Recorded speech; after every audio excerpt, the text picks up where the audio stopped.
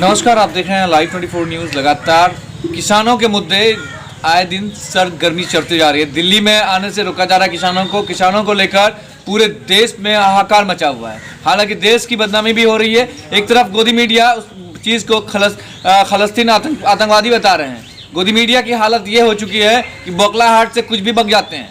मैं अब आज बात करेंगे बीजेपी के खास वरिष्ठ नेता हैं कौशल झा जी से हम बात करेंगे कि किसानों के मुद्दे पर क्या कुछ है और किसानों के प्रति क्या सोच रखते हैं। हालांकि प्रधानमंत्री नरेंद्र मोदी किसानों के प्रति बड़ी सोच रखते जरूर हैं, पर दिखता कुछ नहीं। धरातल स्तर पर बड़े अफसोस के साथ कहना पड़ता है कि आखिर किसानों से बात करने के लिए कोई नेता आना नहीं चाह रहे हैं। किसानों के बीच से 6-7 आदमियों को बुलाया जाता है और बंद कमरे में बात करनी चाहती है। तो किसान का मुद्दा यह है, किसान कह रहा है सरकार आए हमारे सामने बात करे। आखिर क्यों नहीं सुनी जा रही है उनकी बातों को? उनको दिल्ली आने से रोका जा रहा है, बैरिकेटर द्वारा रोका जा रहा है, पानी फ्लोइंग करके रोका जा रहा है, आंसू गैस छोड़े जा रहे हैं। आखिर क्यों ऐसा हो रहा है? किसान देश की हित के लिए काम करता है, किसान देश को चलाता है, मगर यहाँ हालत है कि देश को अखंडता में तोड़ने में लगे हुए है, मगर सरकारें जो है क्या कुछ कर रही है। चलिए हम पहले बारी बारी से हम जानेंगे कौशल झा जी से। कौशल झा जी, दिल्ली में किसान आ रहे हैं लगातार प्रोटेस्ट करने के लिए, आखिर बात क्यों नहीं सुनी जा रही है? आपकी सरकार है सेंट्रल सरकार बात सुनना नहीं चाहते हैं, कुछ लोगों को बुला करके बात करना चाह रहे हैं, लोगों को तसल्ली नहीं है कि सरकार सामने आए, सामने बात करें। आखिर क्यों रोका जा रहा है? नहीं, किसान की बात सुनने के लिए तो सरकार हमारा चाहती है। मतलब 5-6 आदमी बुला करके ही सुनेंगे आप? आंदोलन करने के लिए जगह भी दिया गया कि आप सर जगह दी जा रही है, निरंकारी में दे रही है जगह। उन लोगों का कहना है कि हम जाएंगे जंतर मंतर, वहां से प्रोटेस्ट करेंगे शांतिपूर्वक, और शांतिपूर्वक अभी भी हो रहा है।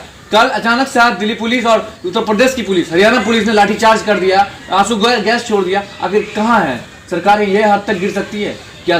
देश को चलाने वाला सबसे बड़ा हाथ है तो किसानों का हाथ है। आप मानते कि नहीं इस बात को? नहीं, किसान देखिए भगवान है, किसान अन्नदाता है और किसान के साथ अत्याचार हुआ है। 1965 में गेहूं का रेट 75 रुपया था, मास्टर का सैलरी 150-200 कर्मचारी का था, आज उसका सैलरी लाख के लगभग है।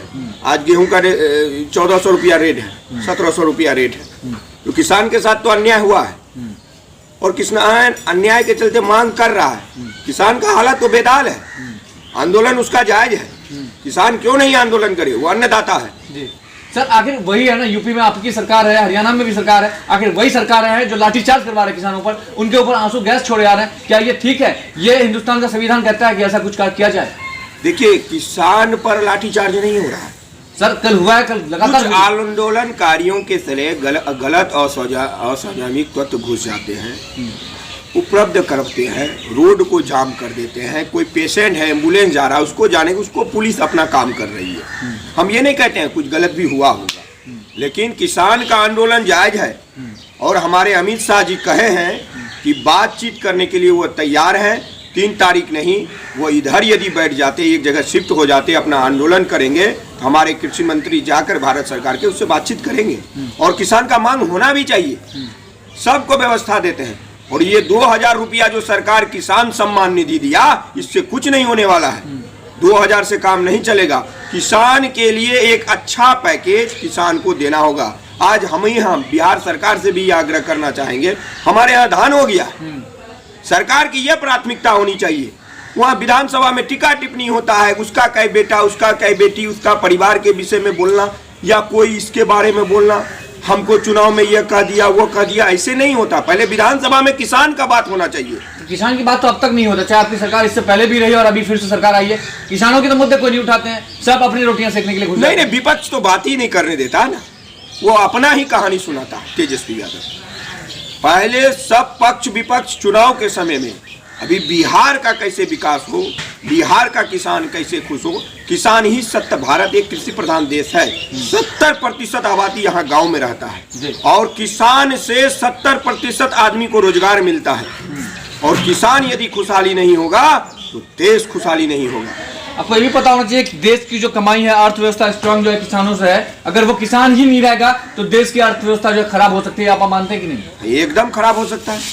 किसान के बिना कोई चीज संभव नहीं है। आप हम सेना पर नहीं जाना चाहते हैं, एक सुप्रीम कोर्ट का कोई कर्मचारी को आप 20,000 टका धुलाई, कपड़ा धुलाई के लिए दे रहे हैं, एक सेना को दे रहे हैं, वो सरहद पर है, इतना रुपया सैलरी देते। किसान जो रोड पर काम कर रहे हैं, खेत में जो काम करता सर है, वो तो कृषि फंड जो लागू किया है, कृषि लोन योजना, कितना लोन मिल जाता है। यहाँ आप सर्वे करिए तो कुछ भी पता नहीं चलता, किसी को मिलता है किसी को मिलता भी नहीं है, और मिलता है तो बैंक दुगुनी ब्याज जोड़ लेता है। लोग कर लेगा कैसे? किसानों को राहत कहाँ दे रही है आपकी सरकार, यही तो हम जानना चाह रहे हैं। देखिए कुछ सिस्टम ऊपर से ही, हमारी सरकार नहीं, 1965 से हम सरकार पर नहीं जा रहे हैं अभी। सबसे पहले हम किसान हैं और देश सबसे बड़ा परम है जी। सरकार अपने जगह, हम लोग लोहिया को आदर्श मानते हैं। अपनी ही सरकार में यदि गलत करेगा तो उसका विरोध हम कर सकते हैं, ये प्रजातंत्र है जी। ये तो इसका मतलब आप कौशल झा जी, अगर जरूरत पड़ेगा तो आप विरोध करेंगे, इसके लिए किसानों का आवाज बनेंगे आप? आराम से। हमारे पूर्वज में भी राजा भरत ने अपने बच्चे को प्रजातंत्र का अंकुर बनाया है। ये कितनी उम्मीद लगाई जाए कि कौशल झा जी, अगर प्रोटेस्ट की बात आती है, किशनगंज नेशनल हाईवे अगर जाम करने की बात आती है, क्या उसमें आप शरीक होंगे या सिर्फ आप खाली मीडिया को दिखाने के लिए कह रहे हैं ये बात? नहीं, किसान का मुद्दा जो जेन्युइन मुद्दा है उस पर हम उसके साथ हैं। सबसे पहले किसान है जी। आप भी किसान हैं और किसान से जुड़े हुए आप भी हैं, तो लगता है सरकार अगर आपकी बातें सुनती है तो ठीक है, अगर नहीं सुनती है तो इसके लिए ठोस कदम उठाया जाएगा या नहीं? कौशल झा जी का क्या टिप्पणी रहेगा इस पर? देखिए, इसके लिए हम सभी किसान भाइयों से जो आंदोलन कर रहे हैं उसको हम कहेंगे, जो सरकार आपको बताए हैं उस जगह पर चले जाइए, आंदोलन करिए और आपकी मांग को सुना जाएगा। हमारे गृह मंत्री जी बोल दिए हैं, वो जो बोलते हैं वो करते हैं कि किसान से बातचीत करने का। ये हमारी ही सरकार नहीं, 1965 से कांग्रेस में भी किसान का वही हाल है। किसान के बारे कोई सोचा ही नहीं। यही ना लोगों ने बदलाव ने किया कि देश में बदलाव होनी जरूरी है, तो बदलाव किए। मोदी जी को लगातार 2 टर्म दे दिया, 2 टर्म रहने के बाद भी अगर लोगों को कुछ फायदा ना मिले तब तो किसान सड़कों पे आया है ना। किसान सड़क पर आया, मजबूरी है किसान। आज हमारा ये धान तैयार है, कोई लेने वाला नहीं है, हम किसको कहेंगे? हमारा तो अर्थव्यवस्था धान से जा रहा है ना। बिहार में धान अभी हो गया, कोई पैक्स नहीं ले रहा, कोई कुछ नहीं ले रहा, बाद में धान किसान बेच लेगा, बिचौलिया का धान लेगा। ऐसा नहीं होना चाहिए। किसान के लिए एक व्यवस्था सरकार को करना चाहिए। पैक्स सिर्फ चुनाव जो कराया जाता है सिर्फ दिखावे के लिए किया जाता है, उनसे जो काम लेनी है उन काम तो दिखता नहीं कुछ भी। नहीं, ऐसा नहीं। मतलब पैक्स का चुनाव दिखावे के लिए नहीं किया जाता, ये सिस्टम में थोड़ा सा गड़बड़ हो गया है और इसमें कुछ भ्रष्ट लोग बैठे। सर भ्रष्ट लोग बैठे हुए तो आखिर आपकी सरकार में बिहार में उनको तो दिखनी चाहिए ना सब चीजें कि क्या हो रहा है क्या नहीं हो रहा है। पैक्स द्वारा कितनी खरीद बिक्री हुई, उनका तो डाटा लेना चाहिए ना, अब तक तो लेता नहीं है सब कुछ। नहीं, हम सरकार से आग्रह किए हैं कि जल्द किसान का धान खरीदेगा। जब खत्म हो जाएगा तब खरीदेगा? नहीं, आप तुरंत हो जाएगा। ये तो पिछले साल से भी चल रहा है कि नहीं खरीद बिक्री होगी। गेहूं का सीजन खत्म हो गया, नहीं हुआ। पाट का सीजन आया, वो भी खत्म हो गया। मतलब सिर्फ किसानों को अंधेरे में ही रखा जा रहा है, यही हम मान रहे हैं। यूपी में तो धान खरीद हो रहे हैं सर, यूपी में हो रहे तो अभी यूपी के लोग, जनता जो है, वहाँ के किसान जो है वो क्यों सड़कों पे है? अगर खरीद बिक्री होता, सही ढंग से होता तो लोग नहीं ना आते। क्यों आए? अगर उनको रोका क्यों जा रहा है? दिल्ली एनसीआर घुसने से रोका जा रहा है, एनसीआर में लाठीचार्ज कराया जा रहा है, यूपी पुलिस जो है गुंडागर्दी में उतर आए हैं, अब कह रहे हैं कि खरीद बिक्री हो रही है।